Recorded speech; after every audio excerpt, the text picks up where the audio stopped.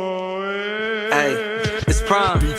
We're 3 balls in and we 3 balls out. We all up on your screens like it's prime time's route. Mighty gets a scoring. Oh, and PJ start to scout. Your rhyme's really trash. What do you think he's damn fouls? TBI the show, so buckle down, sit back. And Jay we trust, cause he's the leader of the pack.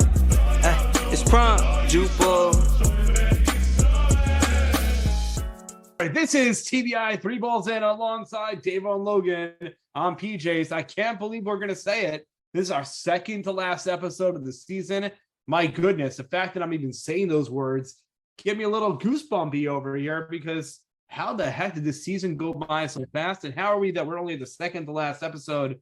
And how is it that we're entering this week to the championship game? That means there will be not any official Jubal football until September. I don't know if I can handle this, but it's reality setting in right now. Boys, how are we feeling about this? Yeah, I'm a little disappointed. Disappointed is the wrong word. I'm a little depressed. Like, I don't know if I can go a Sunday without playing. Oh, yeah, I think I'll be all right. Yeah, I think you'll find something else to do in your Sunday mornings, Davo. I don't even know. A lot of emotions, but I think we have a lot of nice stuff planned for off season.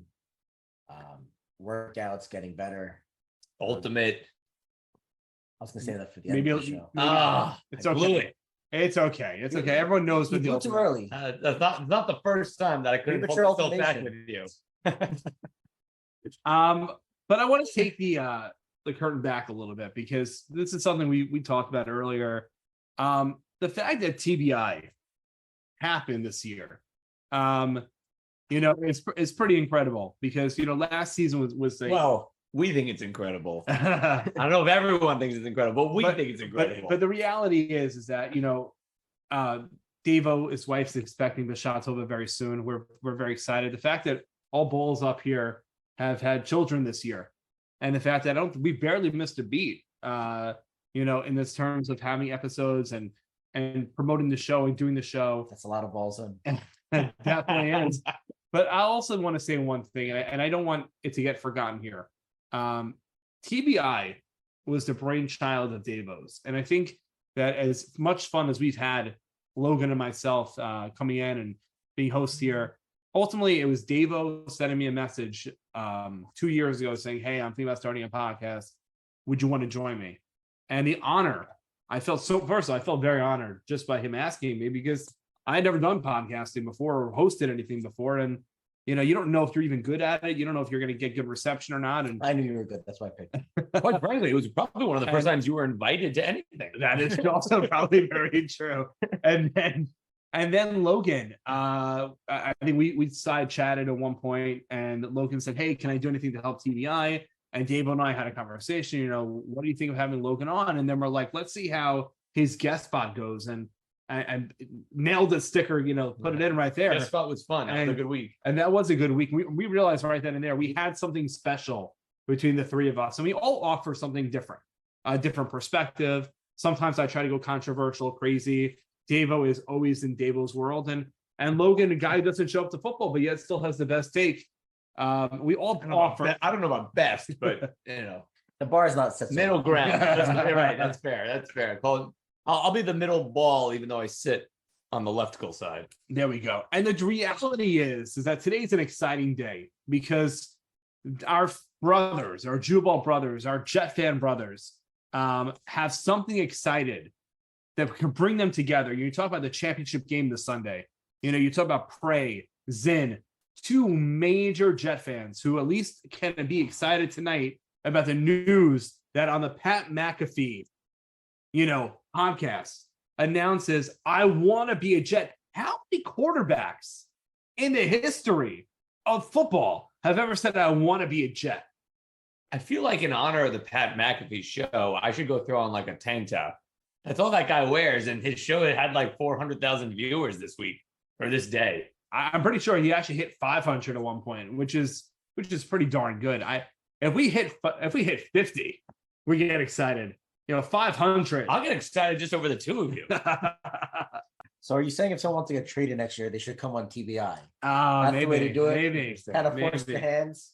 But anyways, I'm appreciative of both of you. The fact that we've made it this far and doing this week after week. And there are times where the three of us should say, don't agree on things. Our chat, we've had moments in our chat that make Jubal chat look really good at times in our disagreements. But at the end of the day, the three of us have the same mission. The mission is to entertain all of you and to give you something to get you more excited.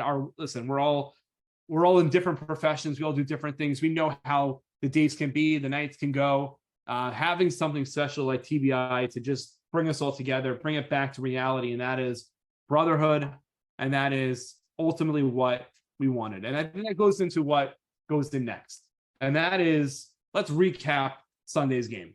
Finally, we got Vets versus Rooks. We got the S'mores versus the Freshies. They finally decided a winner.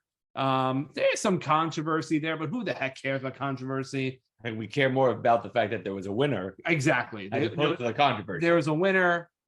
It was a Freshie winner. They had Freshie representatives. Honestly, they should all be happy that they won because S'mores are Freshies also. So they get the credit for the win. We can't even talk about the game. The game is not what we want to talk about. We want to talk about the tradition. The tradition of Vets versus Rooks. And I think Zin is starting to get it. And that is, it doesn't matter about the win. It doesn't matter. Obviously, Well, hold on one second. It does matter about the win. Obviously, the spoils go to the victor, right? Well, anything can go to the victor and anything can go to the spoils, depending on how I say it. But so it does matter who wins. So listen, obviously, the Rooks have every right to bash the Vets. Does that make us the ultimate losers? Yeah, basically. Why? Crispy? No, because we you lost to the losers. Yeah, well, no, there should have been another game, the seniors versus the sophomores, to see who would have lost that game. That would have been the ultimate loser. I think, and I'm pretty sure the seniors would have lost. Even if we would have lost, we still would have been as bad as the juniors did. Disagree. Anyway, keep going. You weren't even there. It doesn't matter. Exactly. We had a live stream of that awful game. Let's start off with I think I was the only one who watched it. But there was 37 views. Oh yeah? Yeah. You the weekly show. We record on Sundays anyway. But here's the reality. I show up literally one of the first plays I show is this one right up here. Your own back to pass, fires over the middle, and he legit gets picked off. I don't even know who he's throwing to. Legit picked off by Zen, takes it to the house. I thought it was 1-0. Turned out I know on the video, you're like, hey, it's 1-0. They're like, no, he's like, sorry, it's 2-0. Sorry, it's 3-0. Literally, I showed 10 minutes into the game. The game is literally 10 minutes and it's already 3-0. And then Dax finding Zin in the back of the end zone for a touchdown. Zin picking off Gronk. Gronk throwing like a volleyball throw, basketball. I'm not even sure what he was doing there at the end. Did have a, by the way, a great play where improvised, got the ball to MK to set them up for this potential. You just get a score, just keep the game going. But mercy ruled, and the Freshies representing the Rooks. The Freshies representing Team Rook. They did a great job. They did what they had to do, yeah. And they're essentially roll tide with Bert. So this was kind of a couple of characters. This was not on that. Like Legs is not on that team, but yeah, I hear what you're saying. No, it was basically a tune-up game for them, and they did a phenomenal. Oh, job. They tuned. They definitely tuned. But getting back to Vets versus Rooks, this is a long-standing tradition. Jordan brought down some of his compadres from back in the day, Queens, early Five Towns days. Yoni Marino, someone I got to play with for a bunch of seasons. He showed up at one point.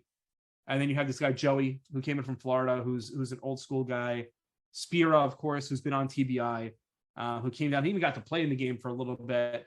But he's been, talk about someone who's just chatting has been amazing, but his play on the field, finds himself getting open every time, making big play after big play. Vets versus Rooks is a celebration of the tradition of what we had in the past and what we're looking forward to in the future. And it's like Jordan, I think, said it best, right? It's obvious the Rooks should beat the Vets. But every once in a while, you get a Vet team that shows up the Rooks, like we did a couple years ago, right? Like that happens. We had our Doma dinner. Like that happens sometimes. He was a Rook. 2019, I was there. And I had 2 picks that day. And 2 picks went nowhere because we won and went to Doma. Well, one of them went to the house, but yeah. And the Oh, point good things is, happen when you show up. Mm-mm. bad things happen when I show up. That's the infamous mighty fight. So the point being is that Vets versus Rooks is a special bond with all of us, and there's a history to the game, and there's an excitement to the game, and there's an extra level of excitement in the game, and it's something where the Vets got destroyed and deservingly so, but one day, Zin is going to be a Vet. One day Dax is going to be a Vet, and they're going to be representing Team Vet, and there's going to be a whole crop of new Juballers who they're going to talk about. This is Vet. This is tradition. This is the game we all play for. And when they dominate or they get dominated, they're going to know the tradition has been passed on, and that is there's more football to be played, because on a Sunday morning from September through March, through everything that's going on, Yom Tovim early on to Hanukkah to Super Bowl, there's always a football game to be played. And ultimately, we have to show not just our appreciation for TBI today, but our appreciation to Jordan. And that is the fact that, Jubal continues on, and the future is bright, but it's from our captain, our leader. And that is making the tournament style play of Vets versus Rooks, adding an extra element to it. And then, of course, while we didn't get the game we wanted, we got a representation of what future Jubal looks like. And thank you, Kamish. Thank you for making this happen. And thank you for continuing to making Jubal what it is. And that is a place for everybody wanting to be in. It's the most popular football league that I could think of. And you know what? It brings people together. And that's ultimately the most important thing. What do you guys think? I've been doing a lot of talking here. I love to hear you talk. I love to just listen. Yeah. Thank you. No, I agree. I love, obviously, shout out to Jordan. We love everything he does. Jubal wouldn't be Jubal without Jordan. But I think the beauty of that Rooks is kind of like you said, it's that blending of the old and the new. And it's, if we didn't have a Rook class, then Jubal would be dying out. So I think being grateful for the fact, not just that you have a Rook class, because you can kind of fill a Rook class with just bodies, but the fact that we have an extremely talented Rook class, I think that's something that we're all excited for, because it just shows you the health of Jubal. And because, again, I haven't been there for it, but you guys were for, we always go back to the dark ages, but the fact that at one point in time, there was a time where we thought Jubal wouldn't continue to go. So being grateful the fact that Jubal looks like it's in good hands, and, will go on for who knows how long. That's another thing that I think that we celebrate during Vets Rooks. I think Jordan put it best in saying that we're entering a new era, the era of the rookies. And it's funny because you think back last year, we never had a concept of a rookie class. We had people that drifted on in, and somehow last year that just happened. We just brought in 4 guys. Bert was on the chat. Ernie, someone brought him. At least 5. Well, I guess you're not including DK, right? Because it's Dax, Zin, Open. No, I'm saying last year. He's talking about Waldo. Sonny. Oh, you're talking about Waldo, the Rook, Ernie, and Bert. Gotcha. The Rook, I added the Rook a long time ago, and it's just and then Waldo, I was like, you know what? I found this guy that your own's gonna love to play with. I brought him, and I was like, okay, this is our rookie class. And now this year we have these guys are punch, yeah. They're top of the league. They're insane, and I think a lot of, and I don't mean to cut you off, but I think a lot of things has to go to Yaron and Prey, because a lot of and I think yourself as well, because the recruitment effort of getting these guys to play Tuesday nights, of saying, hey, there's something more than just football that's out there. And they've all accepted it. They've all adopted it. Could you imagine how many more people we'd have in Jubal if Yaron didn't send them 45-page essays? You know what I mean? Luckily Dax stayed, but just imagine all the guys he scared away. Well, I mean, at that party. But I will say this is not only are the Rooks really the rookies, sorry, because the Rook is a separate issue, are not only the rookies really, really great, but they've all bought in. I think they all participate in the chat. They all come, they all drink the Kool-Aid. They've been on TBI. Exactly. And willingly, and enjoyed themselves. And I still feel we bad. Enjoyed them. And I still feel bad that Dax got he didn't get the best feel from us when we had our little thing there. But But I think He'll be that on again. he'll for sure be on again. And his little tidbits that he's added to the chat has been phenomenal. I just think they set the bar very high. We set the bar very low. They set the bar very high. And I'm interested to see who comes in next year. Well, let's start with next week, or this coming week, I should say. Good time to transition. We're talking about a lot of those rookies. Essentially, last year's rookie class and this year's rookie class all teamed up and made what's called Roll Tide. And then you have a team that's built on a lot of guys who've been in Jewel Bowl for the last 5 years or less in Bop, with a few vets, in there as well, but like Steve-O. But here you have a game, and Tom as well. Thank you. Doesn't even know how many years he's been in the league. But here you have two teams that you've got the quarterback who's playing maybe the best football of his life right now in Prey, despite his injuries and limitations. And then you have Dax, who's come on to the Jewel Bowl scene. It just seems like every game he's throwing touchdowns to his brother and to Zin. And you have a championship game, and really not just because they're the two best teams because they won their playoff games, but they legitimately are the two best teams in Jewel Bowl right now. Playing each other in the rights to say who's champion. What's our take on this game this Sunday?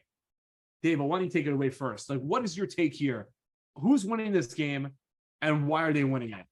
Well, I've done my research because the chat has been very critical of our picks, and they apparently just think that we make these things up. So done a lot of research, not that you can see anything because there's a huge player. But this season in head-to-head, Bray has a 3-2-1 record against Dax. Say that again. 3-2-1 record. 3-2-1. Right. Gotcha. Okay, so Prey has won head-to-head challenges in the 6 games. In those 6 games, Prey has a 21-9 TD to interception ratio.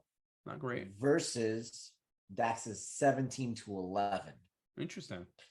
Which is worse. Which is definitely worse. Prey has been the better quarterback head-to-head against Dax. Now, I decided to look at something else. I said, let's take leagues into consideration because they haven't faced each other in leagues. So let's look at leagues.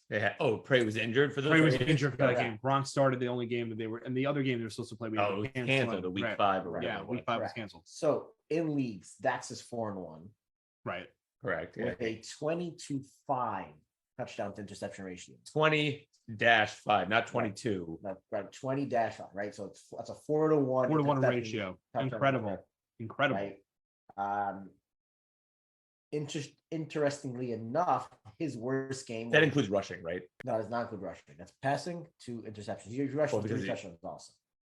He rushed for how many? 3 touchdowns. Okay. That's more. So it's more than anyway. I'm saying his passing rate. Passing 4-1 ratio. Interestingly enough, his worst game was against Bop when Prey wasn't there. Correct. He threw 3 touchdowns and 3 interceptions. Remember that game? They still won. Interesting enough, you take that one game out, he's got a ridiculous stats. Anyway, keep going. Correct. Keep going. Roll Tide also has an average win differential. So I mean, their average win is 27.5 points per game. That's including playoffs. Not including playoffs. 27.5. Yeah, so they Point differential. They average 27.5 more points than their opponent. Bop does. No. Roll Tide. Oh yeah, that makes Roll sense. Tide, yeah. I thought you had said Bop. Sorry. Now, granted, they beat the crap out of Top Gun several times. At least 3. Yeah. Now, if we look at Bop for a second, Prey is 1-1-1. So he won 1, lost 1, tied 1. When you're talking about regular season and not including playoffs. No. This is right. Regular season leagues, not including playoffs. Okay. He's thrown 4 touchdowns to 0 interceptions. Okay. So he's been clean in 3 games in regular season play. Correct. It's not that much. Right. So pretty low.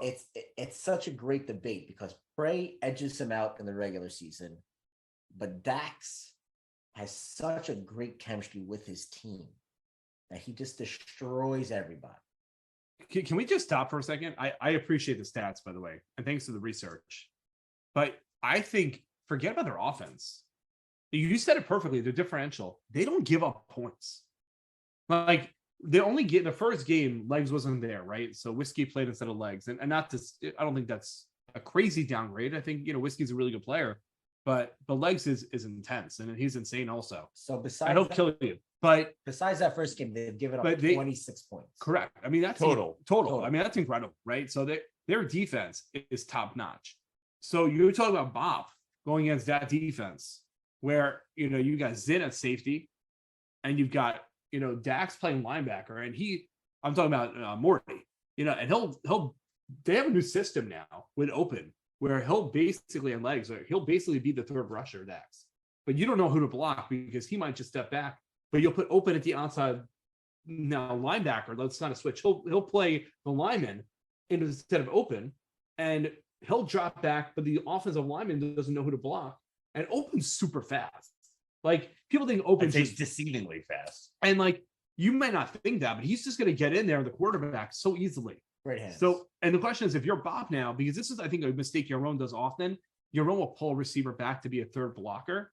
And I think what you do there is now you've limited yourself offensively because you now have 4 defenders against 3 receivers. The one So, thing, sorry, so now you're pulling back a receiver to block the potential blitzer. What you do there is now you've limited yourself in who you're going to throw the football to. But again, the advantage is you have a guy like Prey, who has again been really efficient this season and still moves in the pocket really well. well, that's the piece of it. Even if you take away the efficiency, the fact that Prey is so much more mobile than the other 2 quarterbacks in the league. And despite the fact he's playing with the knee injury and playing with a brace. Correct. No, but look, you're right. Like Roll Tide's offense is clicking, Roll Tide's defense is clicking. I do think Prey being as mobile as he is something that does kind of negate or takes away from some of the advantage that scheme of the rush. But may at have for Roll the Tide. same time, has he seen a pass rush like open legs? That's another thing. Now, on the flip side, he's got a line of Solo and Cut, and that is definitely, when you talk about 2 lines going against each other in this game, I don't know if there's a better line matchup we've seen in a championship game than this. Sorry, Dave, we kind of took. I mean, by the way, there was a championship game that had Munch and Solo on the same. No, line, but so- the other I'm saying the 2 opposing linemen going against each Gotcha. other. I don't think we've had this The star four, power. you're saying the The 4 you linemen. have, you have the star 4 power. best linemen. Correct. You have the 4 best linemen in this same game. I think it's pretty incredible. Davo, now let's go back to your predictions. Who's winning on Sunday? Well, I have more stats actually. Oh, I love it. Interestingly enough, right? Obviously, Zen and Dax, Morty have the lion's share, no pun intended, of touchdowns caught What was the pun? against Lionhearts. Yeah, keep going. So Morty and Zen and Dax obviously have the majority of touchdowns scored. But interestingly enough, as well, all the starters on Roll Tide offense, besides Open, who plays deadline, Right? have caught touchdowns from Dax. So that just shows you that even if you try to take away their number 1 and their number 2, he spreads the ball around, which is, I mean, I think we've been saying it all year, right? Like Dax. He finds the open man. No, but I'm saying like Morty Dax, his touchdowns per game ratio is incredible. It's like off the charts of this season. I think he had the best TD to game ratio. And the fact that he only played, I think, 12 games, regular season games, like, Zen is like Zen, you almost have to double team, and even that you can't stop him because he's so good. And then you have Dax. Like, you're right, Davo. Like, if you try to take those 2 guys out, and maybe you can because you do have Steve-O, you do have Prime, you do have Prey, you have a very good defense there on Bop. But then you're left with Ernie, Rook, Waldo, and then you have legs to tight end. Like, There's a lot of there's a lot of options in the middle, and it's just a team you have to contend with. some might say they're just stacked. And you know what? I think we said it really well last episode, of the episode before we had the Roll Tide on. They all know their role. Like, there's no, like, everyone knows when they're playing, where they're playing. Everyone knows where their defined role is going to be. Like, and I think that they'll appreciate each other. Like, there's an efficiency there. And I think we kind of questioned their leadership early on because we didn't know if there would be a leader. But Zin has showed us, and Dax has shown us, like, the 2 of them together, they have the leadership qualities of taking a team to where they are. So, any more stats for us? No, but one thing I will say before I make my final point is that even though Prey was 3-2-1, right? 3 wins, 2 losses, 1 tie. What we did not take into account, because it's technically after the season, is the last game that they both played. And that was the Rooks game. Right. Who came out on top? Dax. With essentially his team of. So does that make it a 3-3-1? Correct. Which essentially he won with essentially his team of Roll Tide against, I don't want to say like the best team Prey has ever played with, but we're talking about his receivers of Ivry, Jack, Storm, An injured Storm and an injured Ivry. But yeah, I hear what you're but saying. I'm saying So who do you got winning this game? Solo DK Legs. Who you got winning? I have Roll Tide winning. As much as I'd love to see Bop win, even though Prey didn't draft me, him and Prime know where my heart's always at. But I have Roll Tide winning. Let's give this a score of 28-22. Okay. Logan. So I was thinking about it earlier today, and there was a side of me that wanted to pick Roll Tide winning by 1. The reason for that is if Bop wins, then it counts as me picking Bop. And if Roll Tide wins, well, then I kind of pick Roll Tide. I thought I could cover both bases that way. But no, I don't see it going that way. There's a lot of great players on Bop. But unfortunately for Bop, I do see Roll Tide coming away with the victory here, way more than 1 touchdown.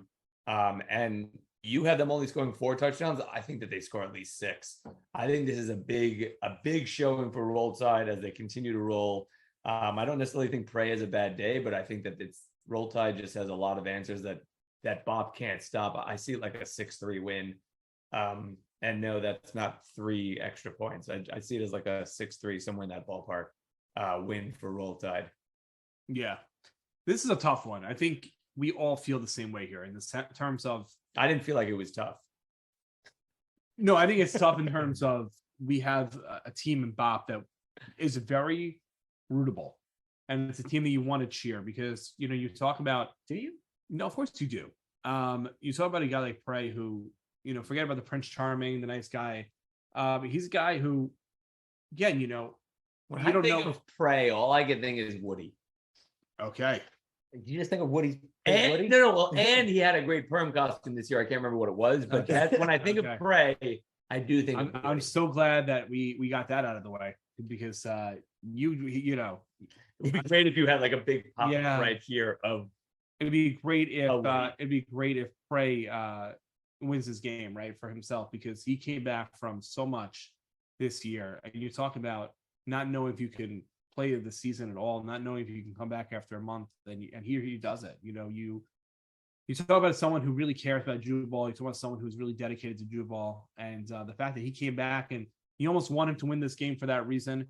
You talk about guys like Solo, who got disrespected last year in the draft a little bit, moving to the second round. And I think some teams missing out on him. And, he kind of took that last year and helped, teamed up obviously with Munch and helped win a championship.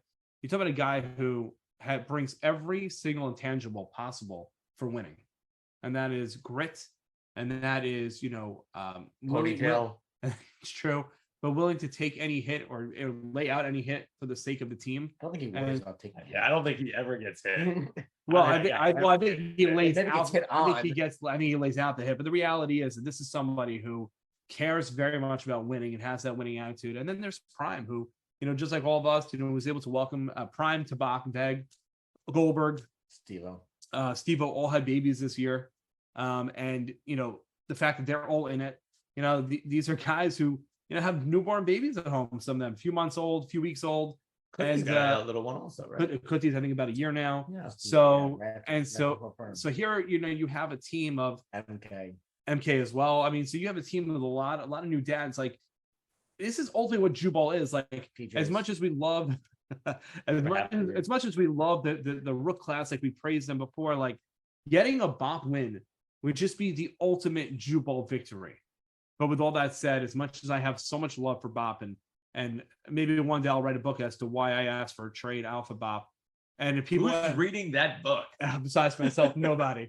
But it's just a Ford for the shotguns tell all. but basically, someone asked me, do I regret that I'm not part of this game on Sunday? And the reality is, I'm not going to regret it because I'm going to be with. Yeah, either way, you wouldn't be playing. I'm gonna I mean, but, neither would I. but I'm going to be with my two balls here, and